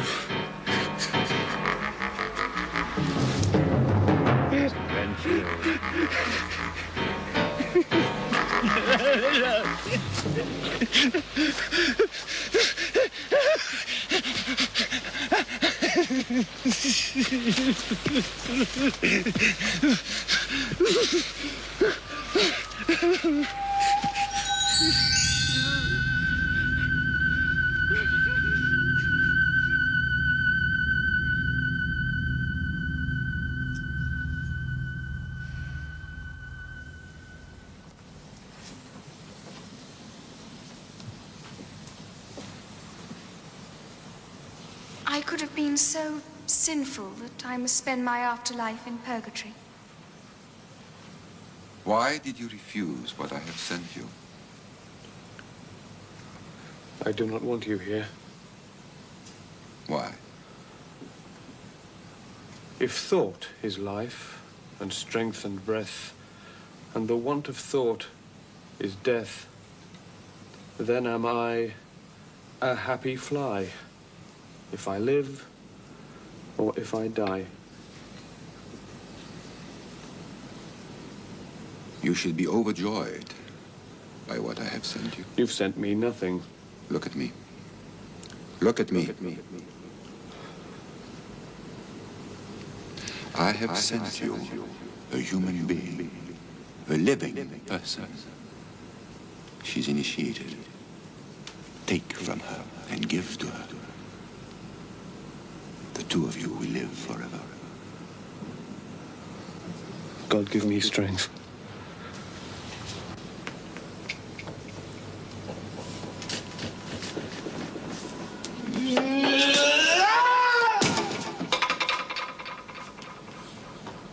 He has previously shown the same growing excitement as, for example, when he asked for a kitten. This excitement...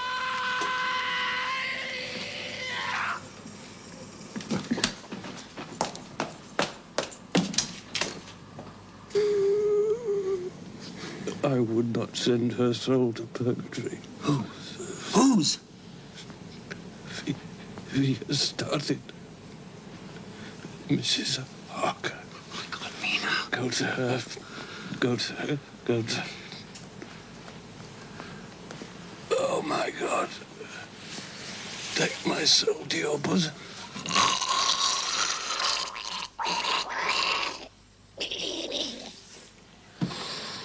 Bowles, get my carriage. Quickly. Let's get to Hampstead.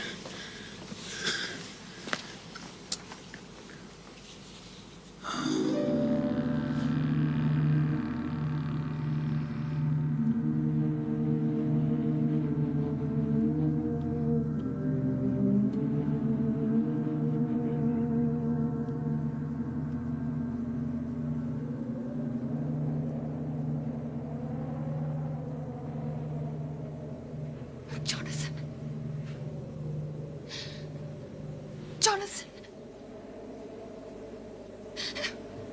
Wake up! Wake up, Jonathan! Your husband will not awake.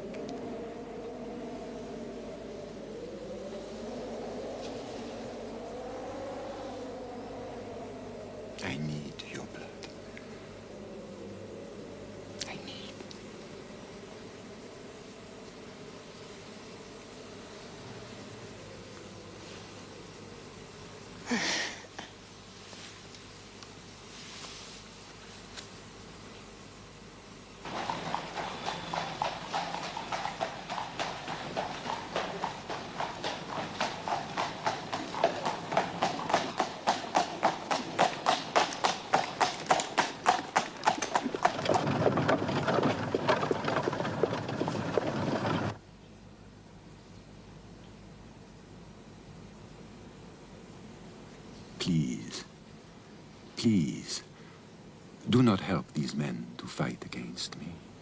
They're superstitious fools. They've been losing for 2,000 years. Do you know the significance of the kiss? You are nourishment to me, blood of my blood, flesh of my flesh, my beautiful wine press. We shall cross land and sea together, land and sea.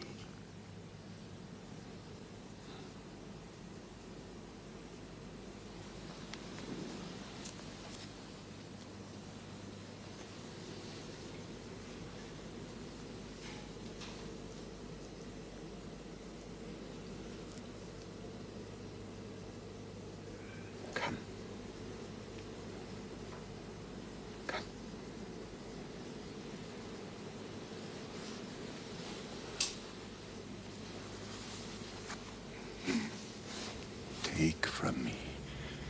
Take. Drink. Drink. Drink. Life. Life. Drink. Drink. Drink. Drink.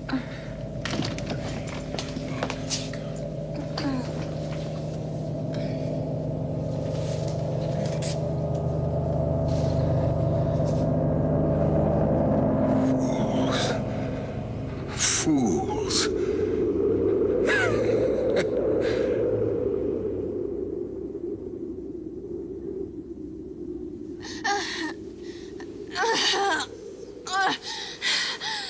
What's the matter? Jonathan! No! I'm clean. What's happened? I'm clean. I'm clean. Professor, what are you doing in here? John! The Count has been here. Why didn't you wake me? I tried. Mina, that blood. Yes. No. Don't touch me. I mustn't touch you. I mustn't kiss you. Madamina, Madamina, have no fear. God will protect you. And we shall now invoke his help by touching your forehead with the Holy Eucharist. In nomine Patris et Filii et Spiritus Sancti.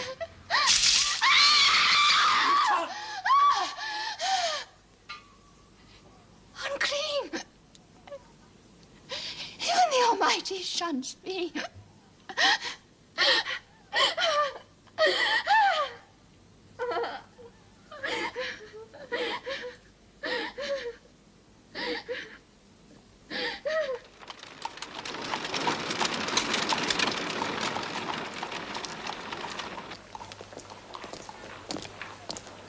Professor? Thank you. My books tell me that he was an extraordinary man. Soldier, cunning statesman. No branch of study was too difficult for him. And the power of his brain has survived his death. In nomine Patri, et Filii, et Spiritus Sancti. Amen. But he shall not escape. We shall corner him, and we shall drive the stake through his heart. I pray God that I may do the deed. God will act in his own way and in his own time.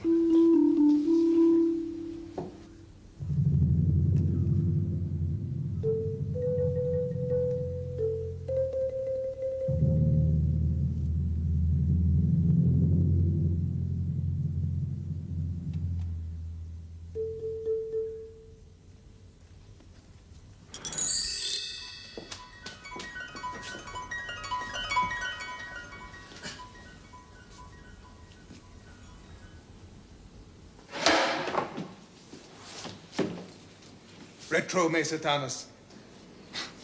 Yes, it always sounds more convincing in Latin, Professor, doesn't it? You give an order to retreat. We guard ourselves from your touch. Using a cross as a talisman. An instrument of torture and humiliation. A symbol of trouble and trial by which our Christian faith is tested. You seek to destroy me. Why?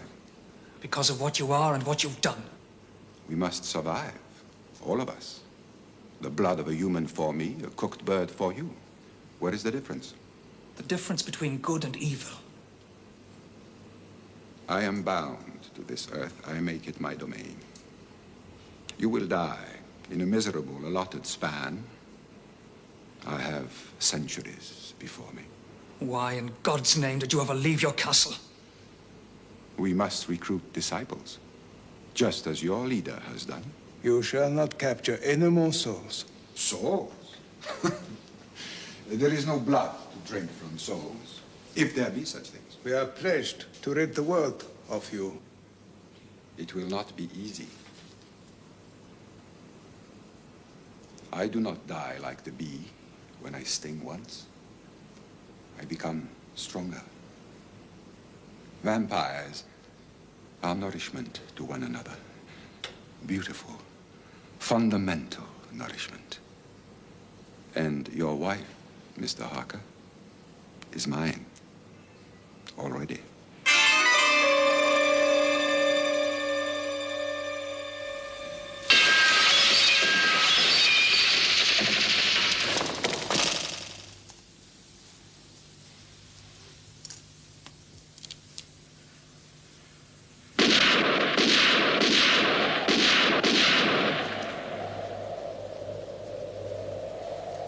You think you will leave me with no place to rest?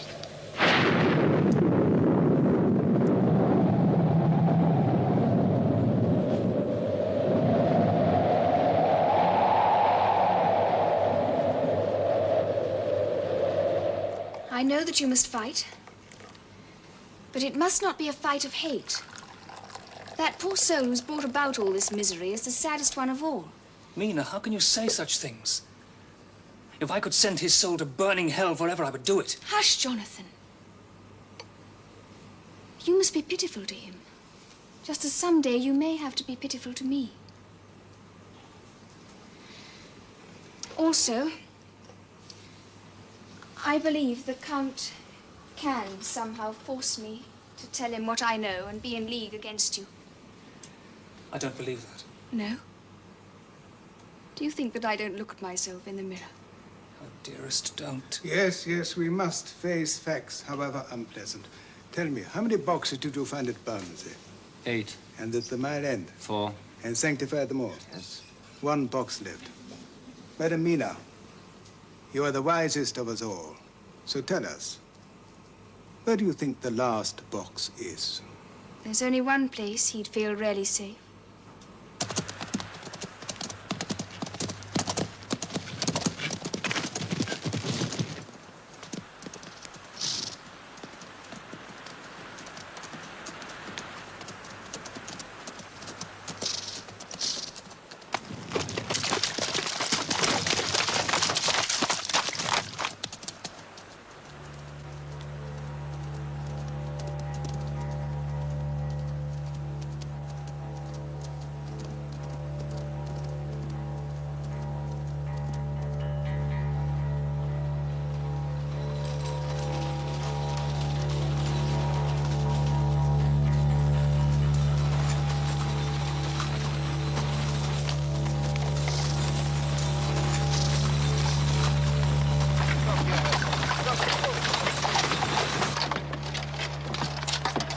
We cannot be far from our destination.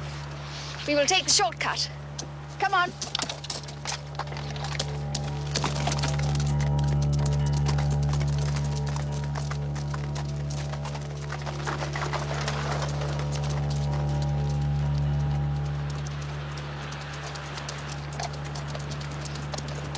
Madam Mina, Yes, sir, Professor. how do you know this is the shortcut to Castle Dracula? From Jonathan's account of his journey, of course. Ah, yes. Yes, of course.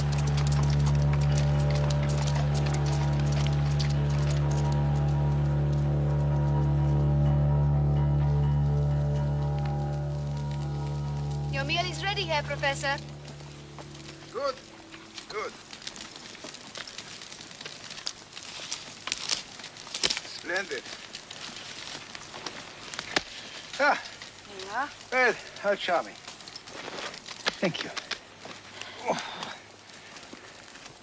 And yours, my dear little chef? No. I have to confess, I was so hungry, I've already eaten. Oh. Excuse me.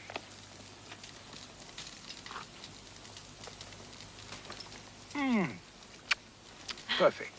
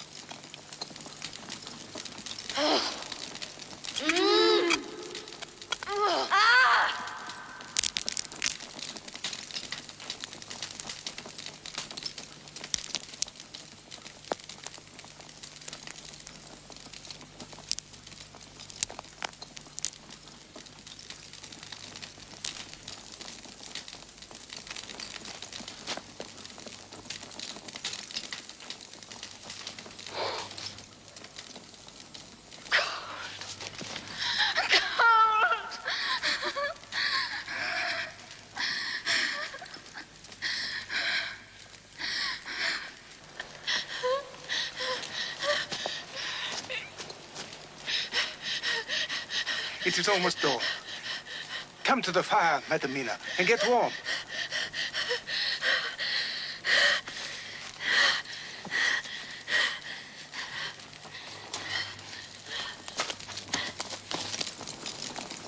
Come along. Come along. I cannot.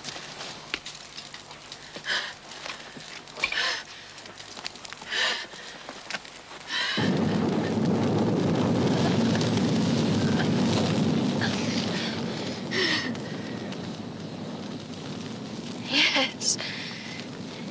You are safe here. It is for you, I fear. For me. None safer from them than me. I, too, am their sister. Come. Come with us. Sweet sister, come. Come with us. Come. Be with us. Come, sweet sister. Come, sweet sister. Come. Come with us. Sweet sister, come. Come with us.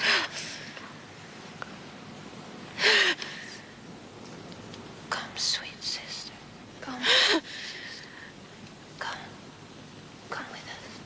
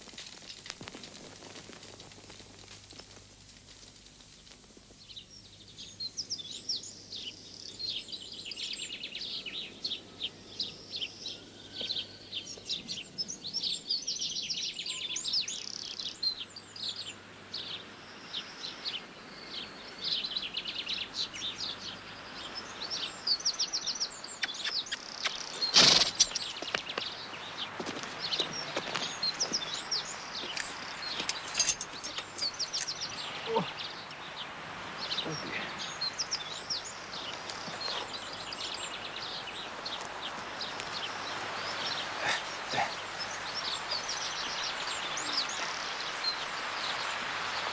Thank you. There's the sun. Yes. Thanks be to God. Now you can safely sleep, Madam Mina. Until the sun sinks again. Where are you going, Herr Professor? I have work to do at the castle.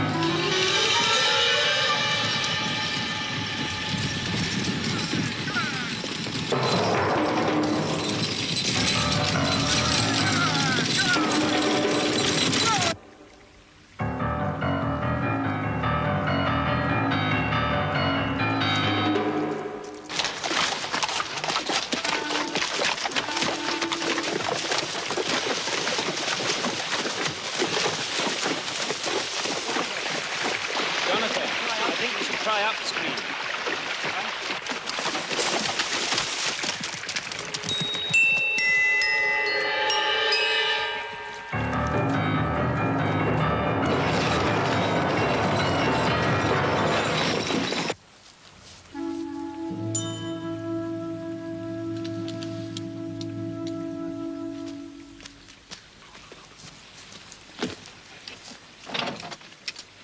The hour has come, Madam Mina.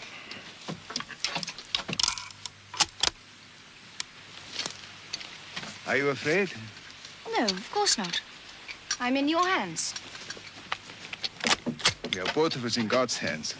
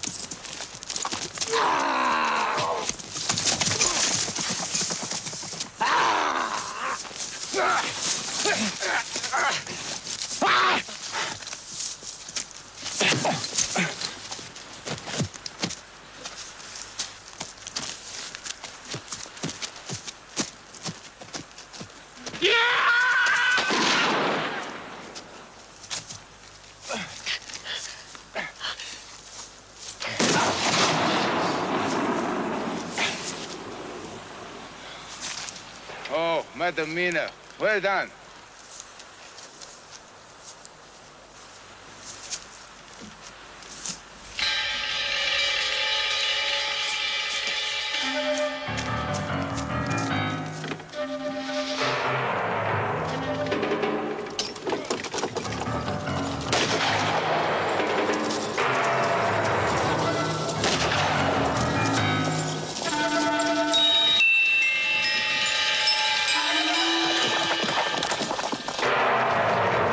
Madam Mina, quickly. Quickly, come.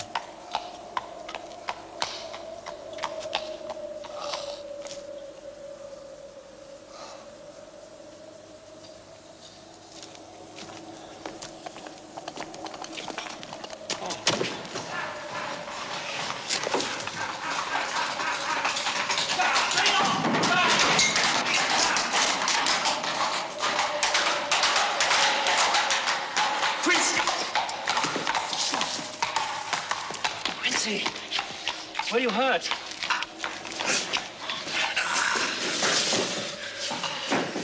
Quincy, lie down. Lie down. Come on.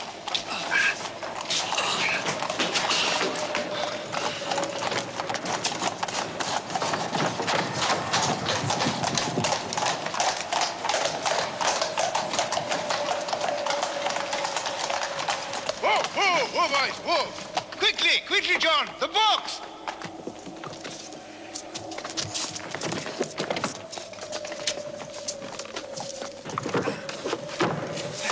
Quickly, quickly, the sun has but one more flicker and it will be gone.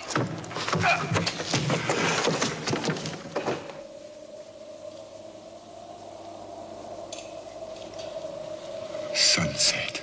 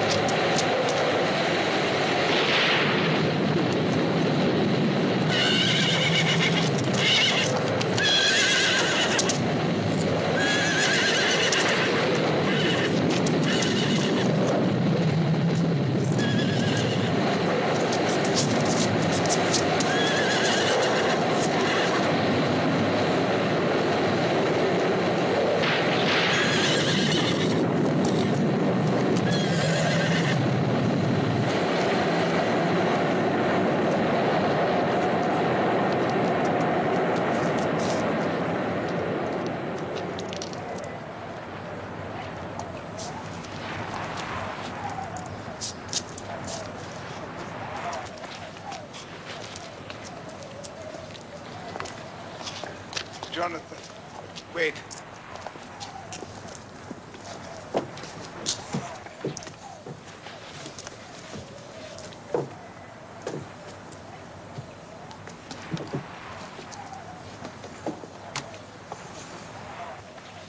Dust to dust, ashes to ashes.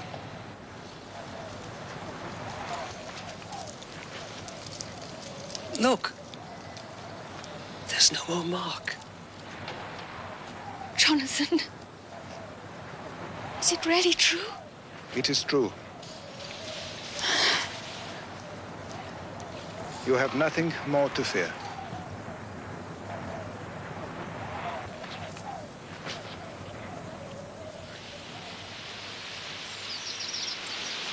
thank you, God, for protecting us and for all your mercies and for choosing us to be your instruments for good. Amen. Amen.